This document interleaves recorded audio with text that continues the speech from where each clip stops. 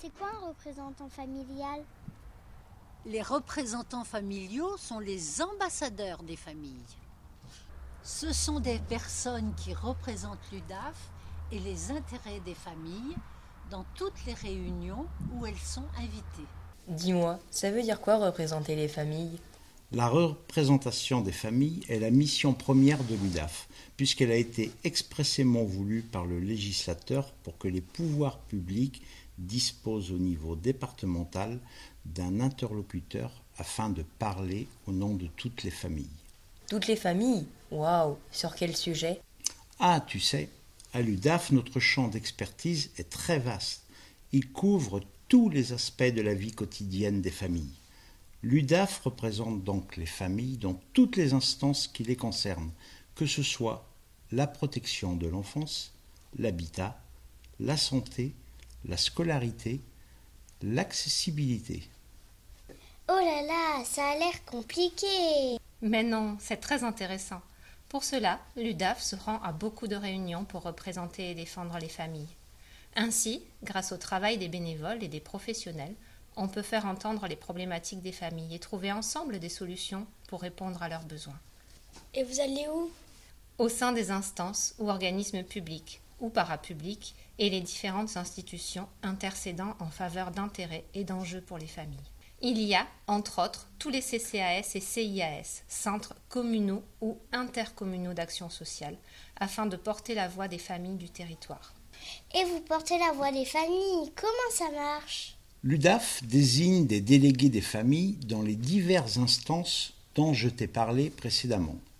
Ces bénévoles sont issus du mouvement familial de Sévrien, fort des 64 associations adhérentes. C'est quoi un délégué ou un représentant familial?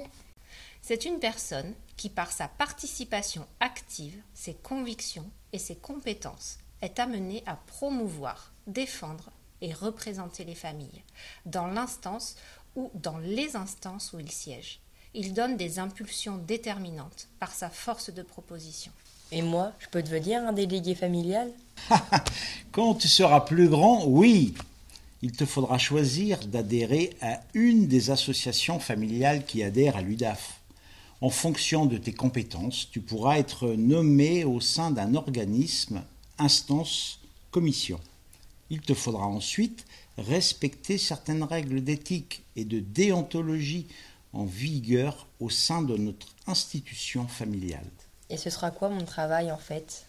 Quand tu seras délégué familial, ta mission principale sera d'avoir une approche globale dans l'analyse de la situation des familles, de leurs attentes et de leurs difficultés, de faire valoir le point de vue des familles dans l'instance lors de l'élaboration des décisions qui les concerneront. Il sera important d'avoir un positionnement clair vis-à-vis des personnes avec lesquelles tu seras amené à travailler, qu'elles perçoivent bien ta place et ton rôle dans la mission de représentation des familles. Et l'UDAF, elle va m'aider? Bien sûr, elle sera en lien avec toi afin que tu sois efficace dans ta mission, notamment pour connaître l'objet, les missions et le mode de fonctionnement de l'instance et les enjeux de ta mission.